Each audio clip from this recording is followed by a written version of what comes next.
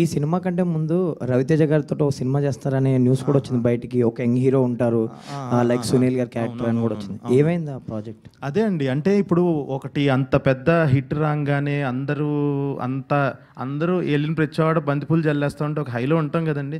అసలు బడ్జెట్స్ మైండ్లో పెట్టుకోకుండా, అంటే అప్పటి వరకు ఎంత నేను నా స్ట్రెంగ్స్ అయినా రూటెడ్గా ఉండటము, ఆ కథలు అలాంటివి చేసుకుంటూ అదేంటనంటే బడ్జెట్స్ చాలా రియాలిటీకి చాలా దూరంగా ఉన్నాయి అప్పుడున్న పరిస్థితులకి. 2023లో ఆ టైంలో నేను దాని మీద అంత ట్రావెల్ చేసిన తర్వాత అప్పుడున్న పరిస్థితులకి ఆ ఓటీటీ మార్కెట్ సడన్గా రైజ్ అయ్యి డౌన్ అవటం, ఇలా అన్నీ చాలా ఉన్నాయి సార్ ఫ్యాక్టర్స్. దానివల్ల ఇంకొక ప్రాపర్గా డెసిషన్ తీసుకొని ఓకే ఇది ఈ టైంలో కరెక్ట్ చేయటం కరెక్ట్ కాదు అని చెప్పి నేను ఇమీడియట్గా మూవ్ ఆన్ అయిపోయి, సో రవితేజ సార్తో కూడా డిస్కషన్స్ జరిగినాయి. అప్పుడు ఆయన కూడా అదే అన్నారు, సరే ఓకే రేపు మళ్ళీ నువ్వు వెళ్ళి చేసుకొనిరా, నాకు కొన్ని కమిట్మెంట్స్ ఉన్నాయి, ఈ సినిమా మాత్రం వేరే వాళ్ళతో చేయకు అని అంత చెప్పారంటే చాలా మంచి ప్రాజెక్ట్ సార్ అది.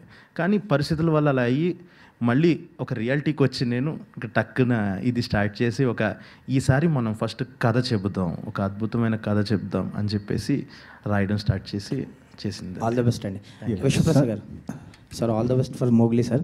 And coming to Raja Saab బర్త్డేకి ఒక సాంగ్ అనుకున్నారు అన్నారు, మీరు కూడా చెప్పారు.